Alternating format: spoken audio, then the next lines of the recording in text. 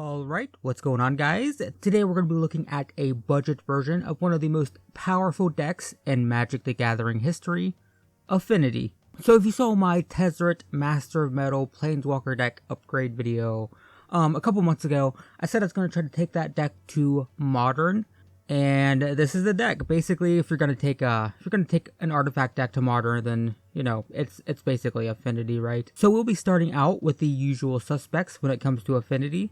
We'll be playing 4 copies of Signal Pest, 4 copies of Midnight, and 3 copies of Ornithopter. This lets us get to a blistering fast start, flooding the board with 0 cost artifacts and going very wide very quickly. Signal Pest makes this even better because if we can put 2 to 3 free artifact creatures into play on turn 1, then we could be swinging for several damage on turn 2. Many decks might not even have anything in play other than a single land, and we're swinging for 3, 4, 5, maybe 6, depending on how many Midnights and stuff we have. Following these, we'll be playing 4 copies each of Vault Scourge and Cranial Plating. Vault Scourge is essentially a 1-mana 1/1 with lifelink, because we'll be paying 2 life to pay for the Phyrexian mana symbol most of the time.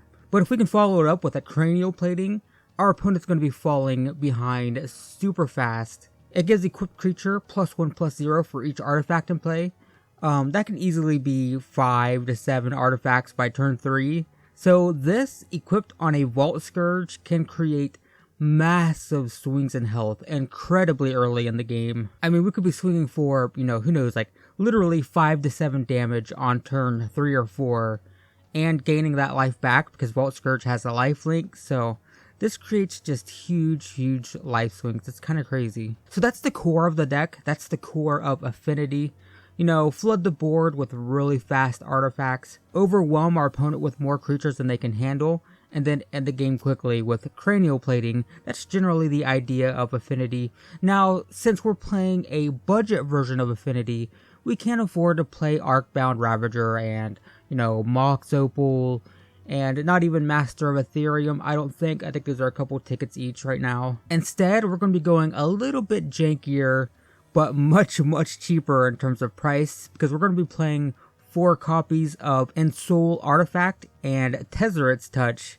So yeah, it's a little bit jankier, not quite as good as Arcbound Ravager, but for our purposes, playing in the tournament practice room, I think this will do for us. So both of these do the same thing. They turn an artifact into a 5/5 creature. The interesting thing about these is that the artifact doesn't lose its abilities. So if we play a turn 2 Ensoul Artifact on, let's say, an Ornithopter or a Vault Scourge, turn 2, we're swinging with a 5/5 flyer on turn 2. And with Vault Scourge, it's a 5/5 flyer with lifelink. So we're sending our opponent down to 15 and we're going to 25 on turn 2. If we can follow up a Vault Scourge with an Ensoul Artifact, so kind of crazy there. We'll also be playing 3 Darksteel Citadels, which creates a 5/5 indestructible creature, and it's a land, so if it gets hit with a Path to Exile, it really doesn't hurt much in terms of card advantage because we're just going to put another land in play, so that's fine. So yeah, a 5/5 indestructible creature on turn 2. It can't swing on turn 2 because we have to tap it to play the Ensoul Artifact, but kind of cool. Get a 5/5 indestructible just for playing a land, so that's nice. So Tezzeret's Touch is a little bit slower because it costs 3 mana, but it has some pretty cool synergy with Ichor Wellspring. We'll be playing 4 of those. Tezzeret's Touch has the advantage of returning the card to our hand when it's destroyed, which is good because we don't go down in cards if, our enchanted artifact gets hit with a removal spell. But with Ichor Wellspring, we actually go up in cards. We play the Wellspring, we draw a card, we enchant it with Tezzeret's Touch, we now have a 5/5 creature that we paid 3 mana for. Then if it gets destroyed, Ichor Wellspring goes to the graveyard, we draw a card, then Tezzeret's Touch returns it to our hand, and we can play it for a 3rd card. So we get 3 cards out of it. Also, we get a 5/5 on turn 3 out of it.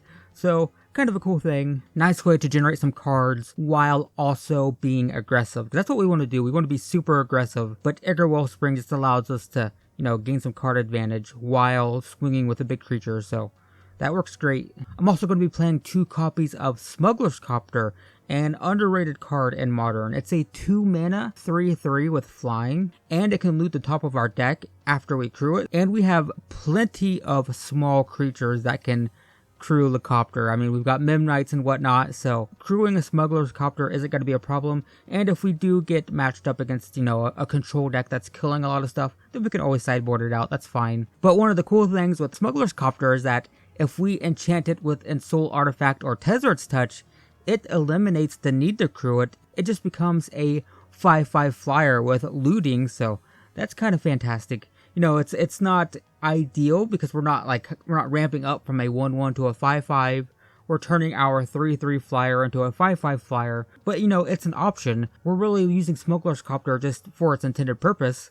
Get it out, crew it up with a Memnite or something, and swing with it to loot the top of our deck. But, in a pinch, we can make it a 5/5 flyer with looting that doesn't need to be crewed, thanks to Ensoul Artifact and Tezzeret's Touch. Another interesting card that we're going to be playing is Dolman Gate. Dolman Gate says that attacking creatures can't be dealt damage, which is fantastic because one of the biggest issues with Affinity, especially this version, this budget version, is that we run out of gas really quick. I mean, we vomit our hand out onto the battlefield super quick, and if our opponent can kind of stabilize with bigger creatures, then we just kind of get stuck.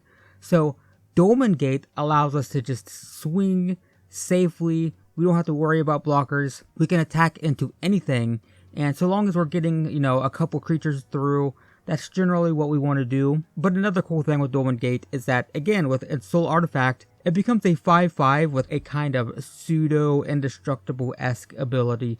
Basically, whenever it attacks as a 5/5, it can't be dealt damage because its ability still works when it's ensouled. So it's a 5/5, can't be dealt damage, and none of our other creatures can be dealt damage either. So that's kind of cool. We're only playing one copy because we never want two of them, but it can be really useful, and we're going to be playing another one in the sideboard just in case it does become, extremely relevant. Finally, we'll be playing 2 Scrap Heap Scroungers, 2 Mirror Enforcers, and 3 Thoughtcast. You may know already that I'm a big fan of the Scrap Heap Scroungers. I just love Scrap Heap Scroungers. It's a 3/2 for 2, which is exactly what we want in this deck. I mean, we want to be super aggressive. We want to play really big creatures really quick, so a 2 mana 3/2 is fine. I don't care if it can't block because I'm going to be turning everything sideways pretty much every turn regardless. But it has the added benefit of being great in the long term just because it's so hard to deal with. Every single time it gets removed, we can just bring it right back. So it eats removal spells, and I love it. I just love how difficult it is to remove. And then Mirror Enforcer, it's a 7 mana 4/4, but it has affinity for artifacts, so we are rarely going to be paying more than a couple mana for it. Basically, it's a 2 to 3 mana 4/4, potentially a free 4/4, so that's fine. And then Thoughtcast, that's an auto include. Usually 1 mana to draw cards. I mean, you don't really need to think about that. That's just, yep, we definitely want Thoughtcast. So a quick look at the mana base. We'll be playing 3 copies of Darksteel Citadel, which we mentioned earlier. We'll also be playing a single copy of Inventor's Fair. That will allow us to gain 1 life per turn, which can be useful. And it also allows us to search our library for an artifact, so that can definitely be relevant in long, grindy games to pull out, a cranial plating so we can win, for example. Or if we have multiple cranial platings on the battlefield, maybe we get a Vault Scourge to gain some life. It's a nice little bit of utility there. I'll also be playing 1 each of Drowned, Catacomb, and Temple of Deceit. I really wish I could play more of the Catacombs. It's being run through Standard right now. They were printed in Ixalan, so the prices are way up on those. Most of that land cycle was, like 0.3 to 0.5 tickets each, so we could play a playset easily before, but now they're like 1.5 tickets each, I think. So that's just not doable on a 10 ticket budget, so unfortunately, I'm only going to be playing 1. Temple of Deceit, on the other hand, it comes into play tapped, which we really, really don't want, but it does allow us to scry, so it has a nice effect if we top deck it in the late game, if we're flooded. It's just nice to be able to play that and, have some say in what we're going to be drawing next turn. So 1 of those, and then we're just going to be playing 8 islands and 6 swamps, so yep, that's simple enough. Just basic lands, couple duels, and some artifact-related lands, and that's it. And then a super quick look at the sideboard. We'll be playing 3 Tormod's Crypts for Dredge and, other graveyard-based decks, 2 Spell Pierce and 2 Dispel if we find ourselves against, combo decks or black control decks that are killing all of our stuff, it really hurts to have an artifact enchanted with Ensoul Artifact get hit with a removal spell. So this gives us some protection. We'll also be playing 1 Go for the Throat and 1 Ultimate Price for troublesome creatures. We'll be playing 2 Phyrexian Revokers, which allow us to shut down some combo decks. I'm also going to be playing 1 each of Scrap Heap Scrounger and Scrap Trawler, mostly for decks that run a lot of board control. It just allows us to kind of generate some card advantage if, our opponent's playing some kind of Rakdos control type of deck. And then finally, we're going to be playing a second Dolman Gate. Just in case we get locked up against another go wide deck, it will allow us to attack into our opponent, and just in the event that we need a second one so we have a better chance of drawing it, we can bring that in. And that's it, guys. Budget Affinity.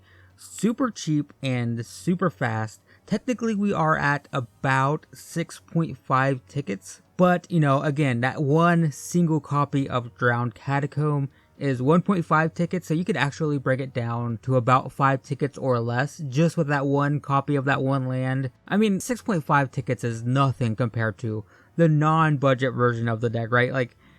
But non-budget Affinity is something like several hundred tickets. So 6.5 tickets for a budget version of the deck, that's fine. The deck's really fast. It's still really fast. It still puts out a ton of damage super quick.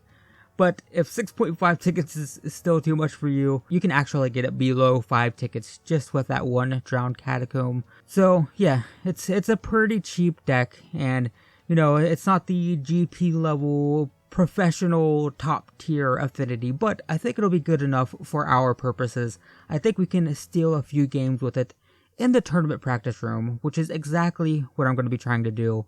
I will be playing 5 games with this in tournament practice, and if you want to see those games, as always, check the description. There should be a playlist, and I will see you in the first match.